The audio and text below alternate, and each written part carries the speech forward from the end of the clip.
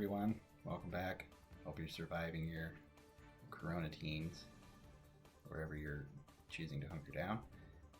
We're going to continue talking about our introduction to multivariate analyses, and this time we're going to talk about ordinations. We'll focus now on how to fit them and how to assess them, and differences between ordinations on unscaled and scaled data. We have quite a bit of information to cover, so let's get going. Let's go back to our cartoon communities that we used when we first started talking about community analysis and how we ordinated the amount of conifers along the axis and calculated the difference among the different communities by that one species, the conifers. And then we added the shrubs, right? And then we had them along another axis. We could update that distance matrix as the shortest distance between each of the communities, which are defined as the Euclidean distances, and therefore we have here a Euclidean distance matrix. But when we added a third species, as most communities have more than two, right, it's really hard for us to draw those along that ordination axis like that. So let's think about what the raw data for this would look like. They're certainly going to be in wide format, with the names of the species going across the columns. Each column is a species, and the sites going down as rows, sites being the plots or the observations that we make. So here there's the four communities, the three species, and then we can see how all the data would be lined up in there as simply as the counts, the raw data for each of the species in each of these communities. When we have the three species, we can calculate a Euclidean distance matrix for all of them using the computer. And we can see the pairwise comparisons where B and C are the most different, have the longest distance between them, and A and B communities are the most similar because they have the shortest Euclidean distance. We can put those on a cluster diagram with Euclidean distance as the y-axis. We see A and B close together, and then there is C and D close together as well in our cluster diagram. There's some limitations of the cluster diagram, though. It's really easy for us to see the related pairs. We can see that A and B are very closely related, and C and D are closely related because they're sharing these close brackets there.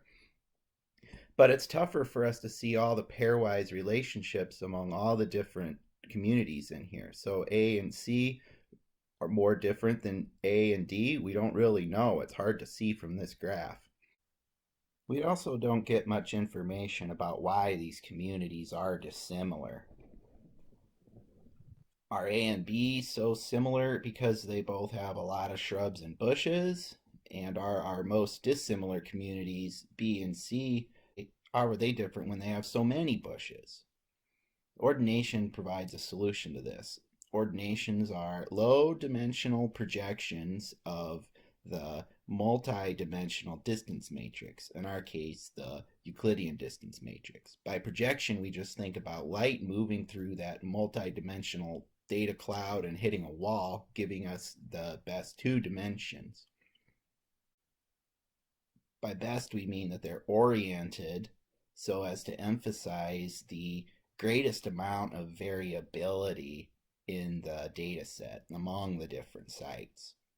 We can think about this projection then again in two different dimensions. You have a multi-dimensional object there in the middle, but of course we're trying to think about how an ordination is created, and we're trying to rotate that and see which of these angles we should take for the projection by which variables account for the most variation and differences among the communities. So there's our ordination axes there too. We've reduced our three axes down to two. And there's our communities located in the ordination space. We can see which ones are similar to each other and which are far apart. And we also get this information on which members of the communities drive this variation. So we can see that sites A and B clustering in that side of the group are both high in bushes and shrubs, as we observed before, whereas we have kind of the loner site D that sits off away from the others, and it is high in both conifers and shrubs. We'll analyze these species and site scores a little bit more when we return to R. The first thing we need to do, of course, is load up some packages.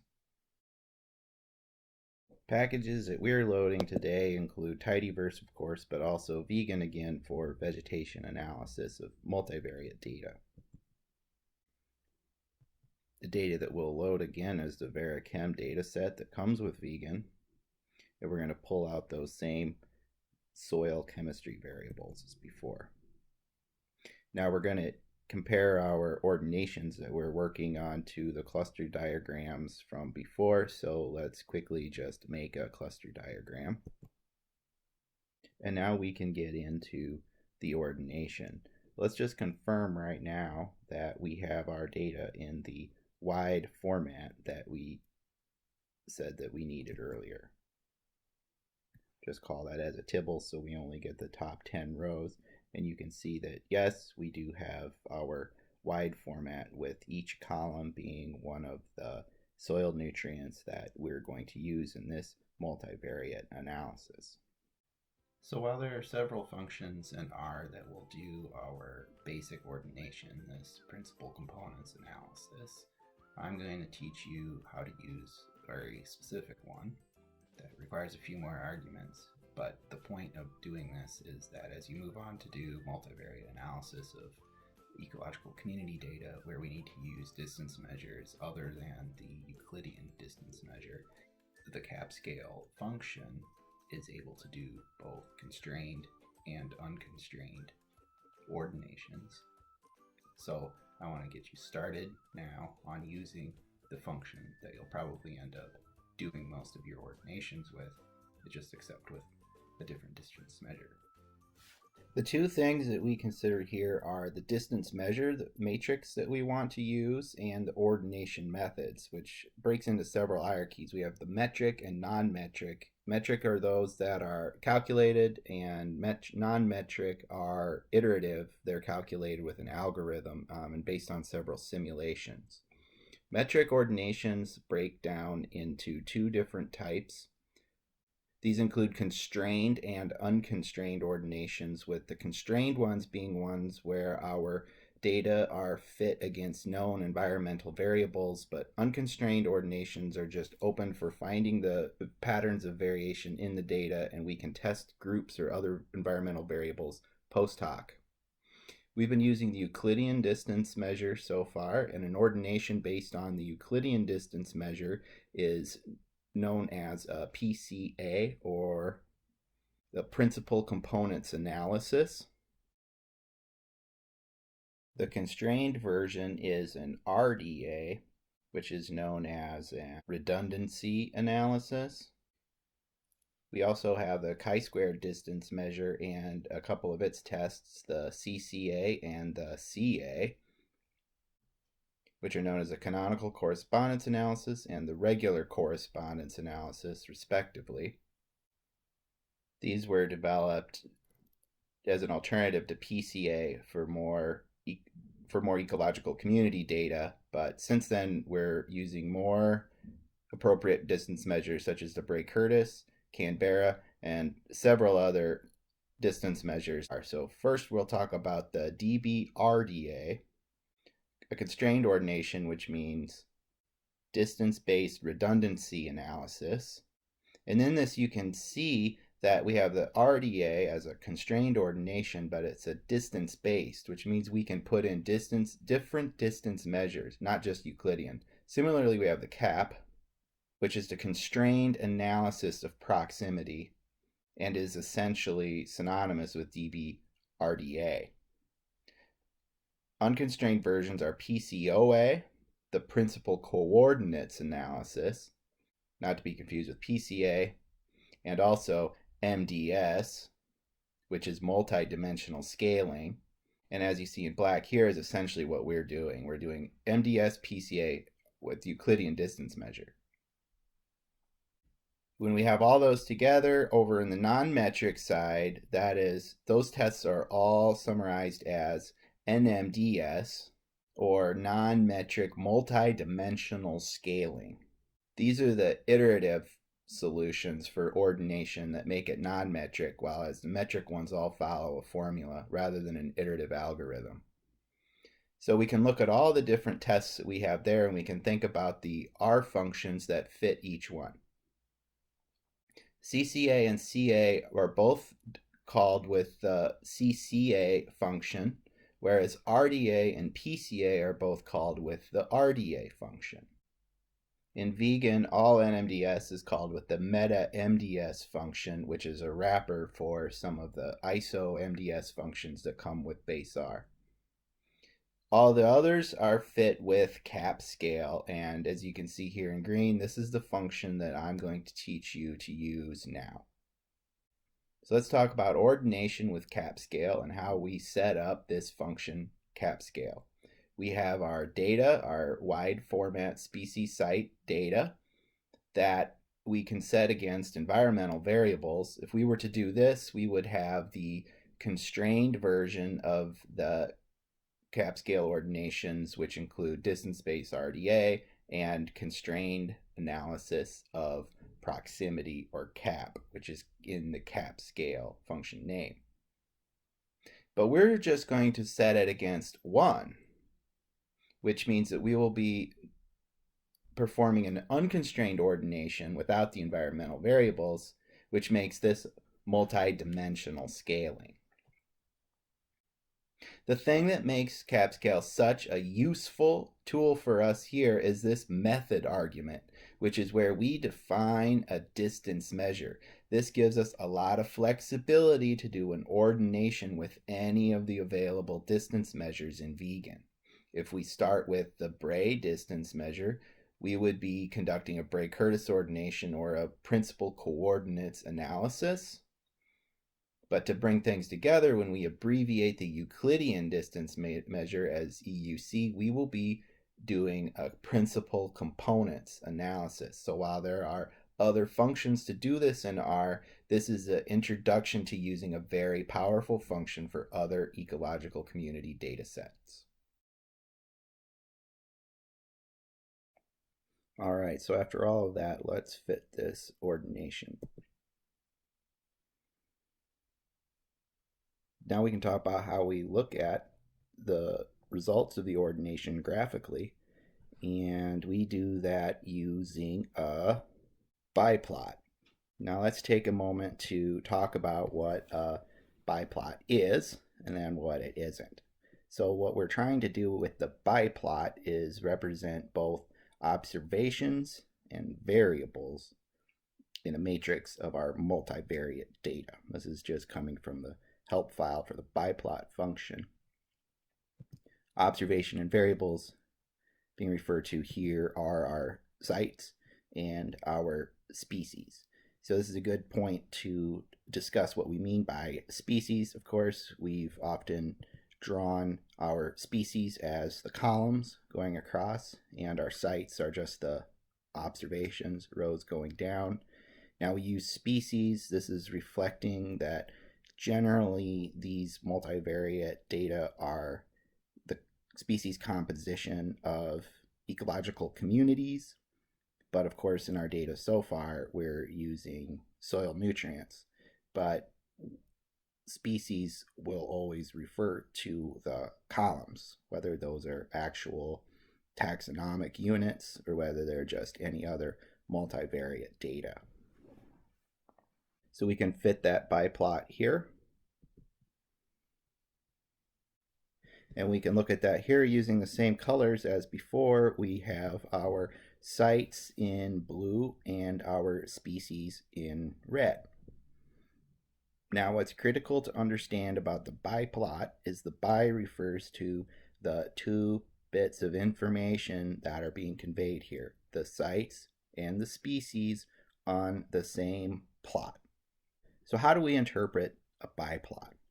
One of the first things you might notice is that the first axis, MDS1 across the x, spans a much broader gradient than MDS2 on the y.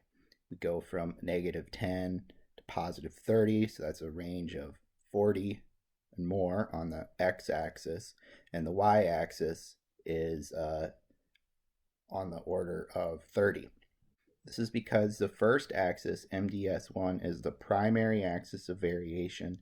It should represent the most variation in the multivariate data set. Remember, we're orienting the projection so that our first two axes that we look at in 2 dimensions represent the most variation in the data set. We look for sites that are on the periphery of the data cloud. At 0, 0, there is no variation.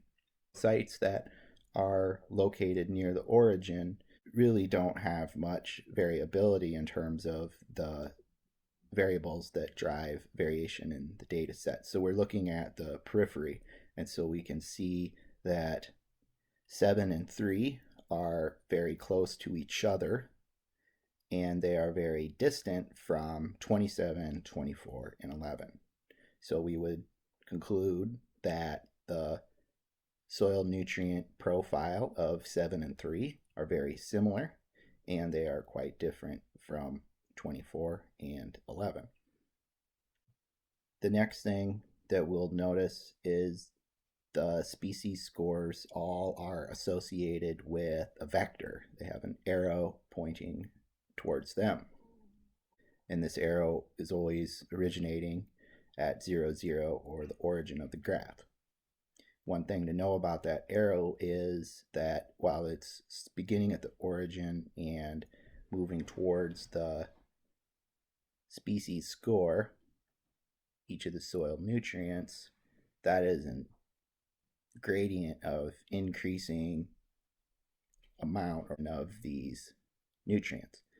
And likewise, the gradient goes into negative space behind the origin as well. We just don't have that arrow plotted, so you could draw the same line backwards, so to speak, and that would show a decreasing value in that nutrient. There are 2 important bits of information carried in these vectors. When interpreting them, we are interested in their magnitude, or the length, and the degree to which they are parallel to one of our axes of variation. So let's take calcium for an example. It has the longest vector by far, showing that it has a substantial amount of variation along MDS1 because it is nearly parallel to that axis. Whereas potassium is orthogonal to both of those axes and is shorter, which shows that potassium offers little variation along these 2 axes.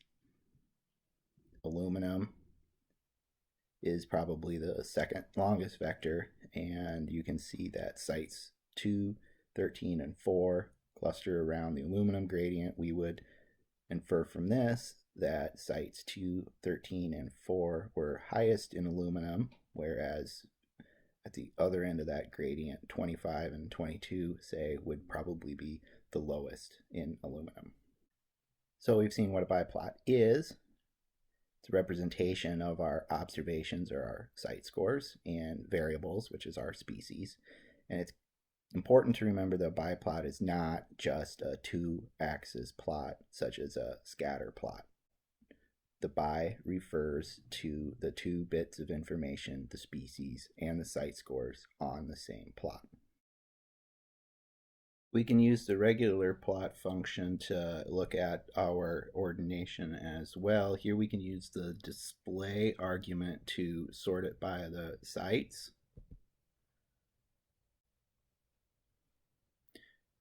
Or the species scores.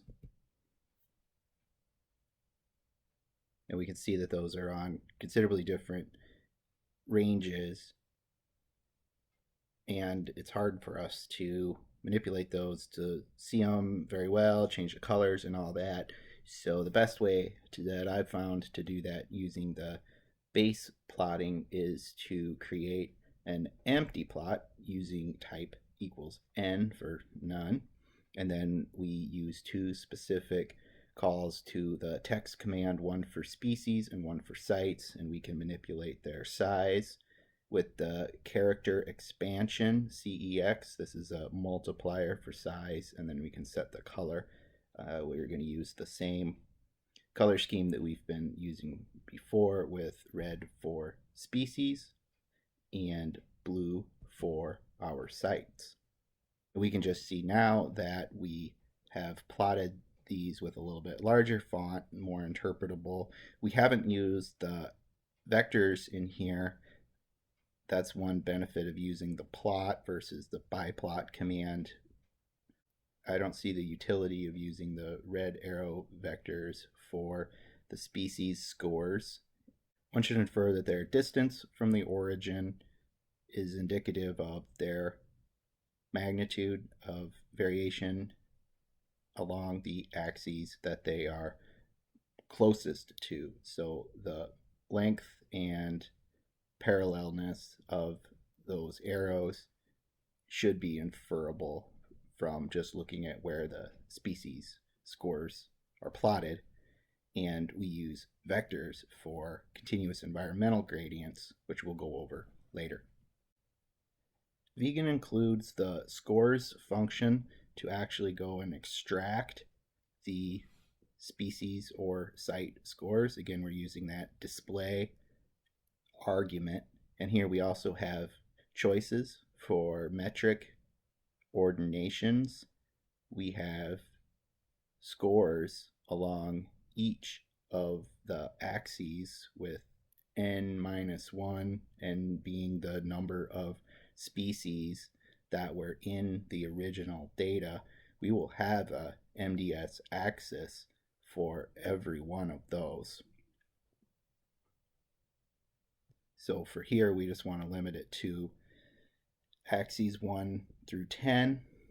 And I've put a D-plier pipe in here. We'll just look at the top 6 of these and round them so they fit onto our screen. We can see MDS1, MDS2. Those are the only two that are plotted here. And you can see these are site scores. So site 18 is at -1 and 15 is at -6.1. And we can go to the plot and just confirm that indeed 15 is further away from the origin along MDS1. Next, we can look at the species scores. We're going to look at them at the same axes, round those as well. Now we don't need the head because we're not going to look at just the top 6. We're going to look at all of them here, so we've excluded the call to head. And here we see MDS1, MDS2 that are plotted, and we can see our nutrients there. And we can see that calcium is the 31.1, and it is by far the largest absolute value by an order of magnitude, and that's reflected in the graph by how far out on MDS1 we see calcium plotted. We've made our ordination, but how do we know that it is a useful tool to explain or understand variation in this data set? There are several tools we can use to assess how well the ordination projection, this picture we have of variation, how well it represents the true distances among the sites as calculated in the underlying Euclidean distance matrix. We can query the ordination result just using summary. It's a list, so we're going to focus on a certain subset of that with the $CONT there, and then I'm just using this D-plier pipe, convert it to a data frame and round it just so we can look at it here. These vegan objects are kind of specific to themselves so that all the different vegan functions can go in and find the bits they need to do the analysis or the plotting for us. Here we just convert it to a data frame so that it is a little easier for us to view. Now these are the critical data to understand whether the ordination is a good one. We have 3 values here for each of the MDS axes. First, we have the eigenvalue, and then the proportion of variance explained by that axis. That number will be unique for every axis and will decline as we add axes. If we skip ahead down to looking at the importance of MDS 11, we see that the proportion explained is very low. The cumulative proportion is 1. And in fact, because we've rounded this, the cumulative proportion went from 0.99 to 0.1 up there at MDS 5. So any additional axes after MDS 5 are extremely marginal in explaining variation. So we can see that MDS 1 explained 75% of the variation in the multivariate data set, and MDS 2 explained 20% on its own, adding that to MDS 1. So essentially our graph, which we can see as MDS 2 plotted against MDS 1, that figure represents 95% of the variation in the data set. That is pretty good, but we can see that adding additional axes explains more variation, even though the contribution with each additional axis is marginal. The better the ordination, the fewer axes it will take to explain a critical threshold of variation, and generally speaking, kind of the state of the art in interpreting ordinations is that 70% variation is a first threshold. So we're looking for how many axes can explain a cumulative proportion of 70% of the variation. The fewer axes that can do that, the better the projection. The picture we have of the ordination in our figure reflects the actual variation in the data set as measured in the underlying distance matrix. We can visualize this variation using a tool known as a scree plot. Geology buffs should catch the reference. In mountainous areas where rubble falls down off of eroding cliff faces, scree refers to that colluvium that is found at the base of that eroding cliff face. Now, whether the material piles up or whether it continues to roll is determined by that angle. So the pitch of that scree field versus the area there is called the angle of repose, which is the steepest angle to which material can be piled before it starts slumping. If the angle is any shallower, so below the angle, the material will not roll. It'll pile up because that angle is sufficiently flat for the material to just sit where it lays. We simply use the scree plot function to plot a scree plot. An actual mountain to look at our scree plot. We can see the cliff face there between MDS 1 and MDS 2, where the very steep, we have falling and rolling there, and then it levels off between MDS 2 and MDS 3. That's essentially our scree field where we have it sufficiently flat. Now MDS 2 is where we're interested in this inflection point where we see the amount of variation substantially changing from that number of axes. So we can see there we have 95% of our total variation is explained in MDS 2. So we'd say that that's a sufficient number of axes. Let's compare how the projection in the ordination compares to the cluster diagram here plotted on the left.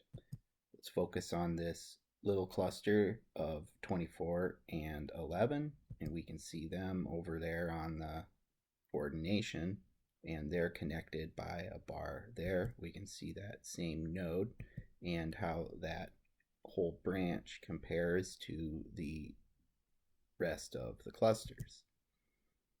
Now here we have a different type of cluster where we have a pair and then connected to a singular. So we have 13 and 4 are paired together, and 2 is connected to them before it goes up to meet the other clusters. We can see that over here in the ordination with that node between 13 and 4 there, and that second node connecting site number 2 to the 13-4 pair, and then that branch that takes the small cluster of 2, 13, and 4 up to the other clusters. Here's another pairwise cluster, 7 and 3, and we see it there in the ordination as well with that node identified, and then the one beside it, 5 and 6 node, and they connect to each other before another branch takes them up to meet the other clusters. Now here we have a big group of sites in 3 different pairwise clusters, so there's 6 sites there, and we can see them in the ordination as well in a very tight group. Number 9 hangs off by itself, and in both the cluster diagram and in the ordination, but its connection to the rest of the clusters is apparent in both as well. So let's just focus on these 2 clusters that are quite different. There's 24 and 11 hanging off by itself, and then the 6 groups and number 9 are a lot closer to each other in terms of their relationships, but that 6 group cluster is very tight in the ordination. So we can think about the distances in the ordination space between those 2 clusters is essentially the difference in Euclidean distance between those branches in the cluster diagram. About 400. Now we can look at the distance between the node between 24 and 11 and the cluster for 7, 3, 5, and 6, and we can see that that's approximately 350 units in the Euclidean distance matrix. And so we can see that clusters that are right beside each other in the cluster diagram are actually pretty far apart on either sides of the ordination, and groups that are fairly close together in the ordination are far apart in the cluster dendrogram. It's important to remember about the cluster diagram is it doesn't have a meaningful x dimension. This is really just arranged so that we're able to see these relationships and read the labels for the different sites. The only dimension that is important in the cluster dendrogram is the y-axis, which shows us the Euclidean distance between the different branches. That's also very precise. We can see exactly how far apart those nodes are in terms of their Euclidean distance. In the ordination, both axes are important, and they're relative. The distances between the nodes or between the groups isn't nearly as precise as when we can calculate the actual Euclidean distance as we could in the cluster dendrogram. Generally speaking, the cluster dendrogram is best for determining the relatedness among pairs, such as when taxonomists use these to determine relationships among species, or geneticists use these to determine which genes are associated with each other as a way to determine relatedness, and the ordination is best with comparing within group variation. So we can see here all these different groups. If they are in fact meaningful, their within group variation should be tighter than their between group variation. And we're going to talk about how we test these different clusters in ordination space in the next lecture. And when you're done with that extra X11 window, you need to close it out to return to R. You can also do that by calling in the console dev.off. Just as we had issues with scaling on our data fitting the cluster diagram, we have the same issues here as we try to make a meaningful ordination. So let's look again at the original PCA that we made. And let's look at the data that underlie this ordination. Just as we discussed earlier with the cluster diagram, calcium having such high values here in the hundreds, 519, 973, while all the other variables occur on lower ranges of values, 19, 13, and 20 for nitrogen, down to 4, 5, and 16 for zinc, and below 1 for molybdenum. And so it shouldn't be surprising that when we look at our ordination graph, calcium has the largest magnitude vector as for its species scores, and is highly correlated with the primary axis of variation, because most of the variation occurs along that calcium gradient in the unscaled data. We can actually look at the contribution of each nutrient to variation in the data by looking at the species scores along axis 1. And indeed, we see here that calcium is scoring 31.1, which is far above any other nutrient here. We see that there's an order of magnitude difference between calcium and all these nutrients, just as there's an order of magnitude or two difference between calcium and all the other nutrients in the raw data. So just as with the clustering diagram, we can fit our PCA to scaled data. Now, if you were using the RDA function or one of the base principal components analysis functions, scaling would be an optional argument, and it would probably default to true, which just highlights how important it is and standard it is for us to be scaling our data prior to fitting an ordination. So to begin this, we will apply the scale function to our original data to create a scaled data frame called chems. And then we will simply call the same capscale function with the Euclidean distance measure and just a 1 to make this an unconstrained ordination, but we'll call that this time on our scaled data. And then we can look at that ordination. And it looks considerably different than before. Note that we don't have this pile of species scores around the origin, and we don't have calcium being stretched way out along the primary axis of variation. In fact, all of our species scores are generally within the same range of magnitude away from the origin, and we can more clearly see which sites are more associated with these different nutrients. So let's look at just the top few rows of our scale data. We'll round them down so they fit on here, and we can see that all of them are on the same order of magnitude. And then when we look at our species scores just along that primary axis of variation, this time we can see that they also are occurring pretty much within the same order of magnitude. So we see that the range of variability of species scores along MDS1 is much more consistent with the range of variability among the different variables in the scale data set. Just to compare these species scores and see just how far off these are, these in the original ordination on the unscaled data.